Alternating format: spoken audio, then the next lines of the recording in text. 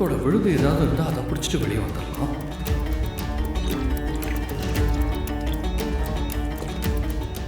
ச்சே, மரமே இல்லையே.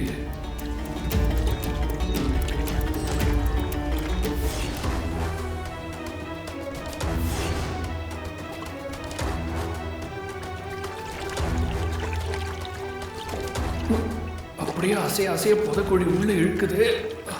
வேற வழியே இல்லை. எப்படியாவது அந்த முனையை பிடிச்சிட்டா போதும்.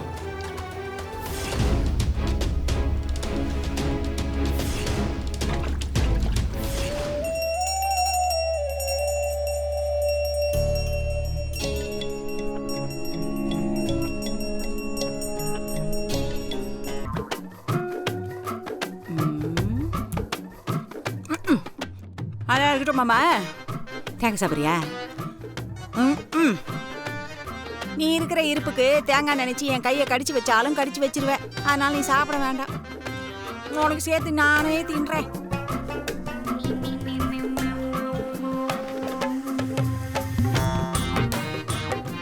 ஆச்சா சும்மா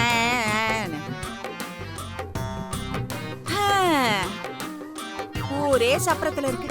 என்ன பாரு, உன் கூட வந்து இங்க உட்காந்துட்டு இருக்கேன். எதுக்குன்னு தெரியுமா? உனக்கு திடீர்னு போதை தெளிஞ்சிருச்சுன்னா இந்த பொடி எடுத்து உனக்கு கலந்து கொடுக்கணும்ல, அதுக்கு தான் உட்காந்துட்டு இருக்கேன்.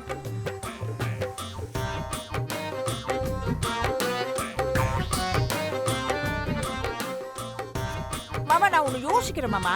வாழ்க்கை முழுக்க உனக்கு இந்த பொடியை போட்டு கலந்து கொடுத்து உன மயக்கத்திலேயே வச்சிருக்கலாமான்னு. ஏன்னா நீ எந்த வம்பு துப்புக்கும் போகாம என் கூடவே இருப்ப பாரு. அதனாலதான்.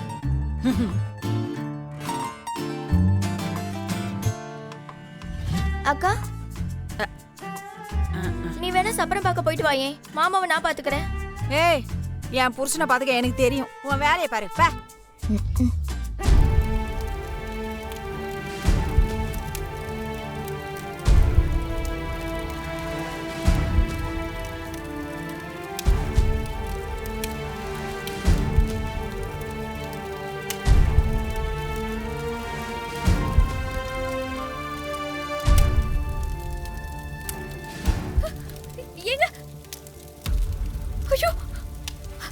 இப்படி ஒரு ஆபத்துல இருக்காரு. ஏத்தி வச்ச தீபம் அணைச்சப்பவே நினைச்சேன் காட்டுல ஏதோ தப்பு நடக்க போகுதுன்னு. நான் நினைச்சது சரியா போச்சு. யார் இப்படி பண்ணி வச்சது? கடவுளே, ஏன் இவரை இப்படி ஒரு ஆபத்துல வச்சிருக்கேன்?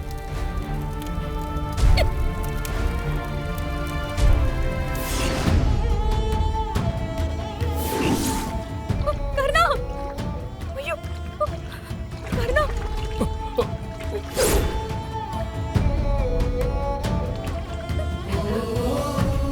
இது புடி.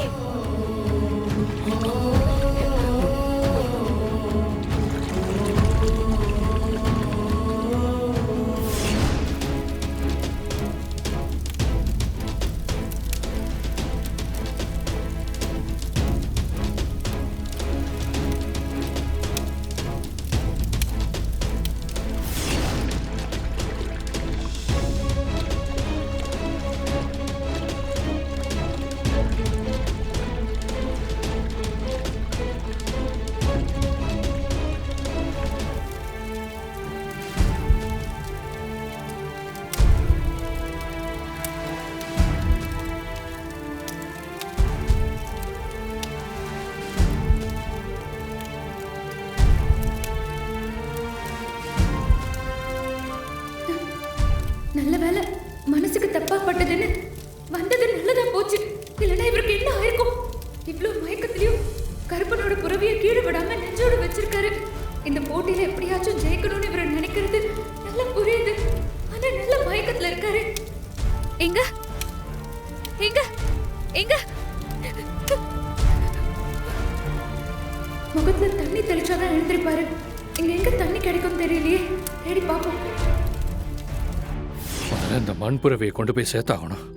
இல்லைன்னா அண்ணனுக்கு பரிவட்டம் கிடைக்காது. ஏய், அவங்க பரிவட்டம் கட்டுறதுக்காக உசுர பணைய வைப்பியா? அண்ணனை மரியாதை இல்லாம பேசாத. இப்ப நீ இல்லைன்னா நான் உயிரோடயே இருக்க மாட்டேன். அது நல்லா புரியுது. ஆனா கிருபான விஷயத்துல தலையிடாத. உனக்கு நிறைய விஷயம் தெரியாது. அது தெரியாம தான் நீ இப்படி எல்லாம் பண்ணிக்கிட்டு இருக்க. நீ உயிரை கொடுத்து அவர் பரிவட்டம் கட்டுற அளவுக்கு அவர் ஒன்னும் நல்லவர் இல்ல.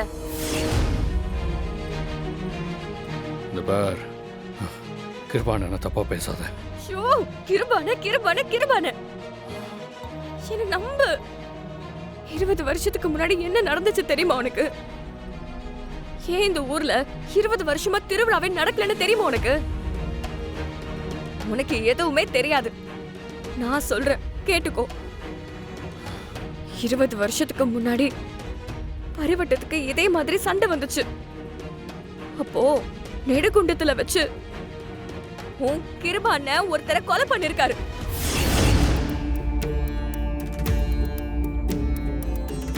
அப்படிப்பட்ட கிருபானனுக்காக தான் நீ இப்படி கஷ்டப்பட்டுக்கிட்டு இருக்க.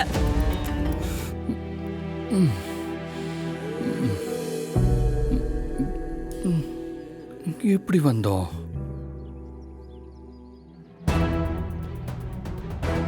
எப்படி மயக்கம் போட்டு விழுந்தோம்? ஏதோ காய் வந்து முகத்தில் அடிச்ச மாதிரி இருந்துச்சு. ராஸ்கல், எல்லாம் அவன் பண்ண வேலையா தான் இருக்கும். அப்புறம் எப்படி இங்கே வந்தோம்? அதெல்லாம் யோசிக்க டைம் இல்லை. முதல்ல போய் ஆகணும்.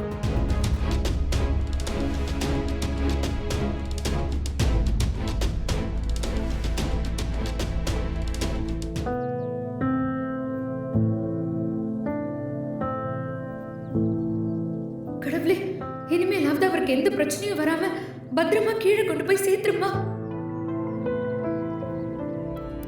இல்லைன்னா அவன் ஜெயிச்சிருவான். ஒரு நிமிஷம் இரு. இந்த சேரெல்லாம் கழுவிட்டாச்சு போ. இந்த பார், அதுக்கெல்லாம் நேரம் இல்லை. அந்த தெரு போறதுக்குள்ள நான் போயாகணும். அதுக்காக இப்படி சேரோட போய் சாமிக்கு புறவிய கொடுப்பியா? சேத்த கழுவிட்டு போ. போ முதல்ல. ஏய், என்ன ஆனாலும் உனக்கு உன்னோட கிருபானதான் முக்கியமா? உன்னை பத்தி உனக்கு அக்கறையே இல்லையா? நீ என்ன சொன்னாலும் இப்ப என் காதுல விழாது. ஊரே சொல்லுது உன் கிருபானதான் எல்லாத்துக்கும் காரணம்னு. அப்படி இருந்தும் இந்த குதிரையை நீ கொண்டு போய் கொடுக்கணுமா? ஊர்ல முதல்ல பிரசன்னம் பார்த்திருக்காங்க. அப்பவே யாருக்காவது ஏதாவது நடக்கும்னு சொல்லிருக்காங்க. இப்போ நீ கிட்டத்தட்ட உயிர் பொழைச்சு வந்திருக்க. தயவு செஞ்சு நான் சொல்றது கேளு. திரு அண்ணனே ஜெயிச்சு அவரே பரிவட்டம் கட்டட்டும். அதனால உனக்கு என்ன நஷ்டம்? நீ எத்தனை தடவை சொன்னாலும் என் முடிவு மாறாது. இப்போ இந்த பிரச்சனைக்கான ஒரே முடிவு கருணாவை தோக்க வைக்கிறது தான். கருணா தோத்துட்டா திருவோட குடும்பத்துக்கு பரிவட்டம் போயிடும். அப்புறம் கருணானால எந்த பிரச்சனையும் வராது. மிஞ்சு போனா கிருபான எப்பயும் போல கருணாவை திட்டுவாரு. அதை நம்ம ஈஸியா சமாளிச்சிடலாம். நெடுகுண்டம் வரக்கூடாதுன்னா அதுக்கு ஒரே வழிதான் இருக்கு.